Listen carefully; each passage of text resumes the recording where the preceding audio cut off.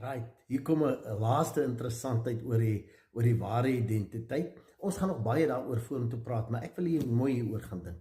Omdat ons deel is van God, hy deel is van ons, omdat ons God in 'n liggaam is wat hier beweeg, is ons dan ook die wat create in ons eie lewe. Ja, ons het 'n groot impak en 'n groot invloed oor hoe môre in ons lewe gaan lyk. Nou gaan jy vir my sê, nee, nou speel jy God hier nie. Wel, as ek net kyk wat die Bybel sê. Hy sê, dood en lewe lê in die mag van die tong. Die een wat dit gebruik, sal die vrug daarvan eet. So wat sê hy? Wat jy dink en wat jy praat, create jy sal dit beleef. En so is ons, deur ons denke en ons praat, is ons besig om te create. Soos jy dink, so is jy.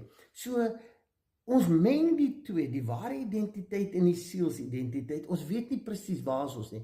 En dis hoekom ons moet toelaat dat hierdie gees ons lei, dat ons in ons volle potensiaal kan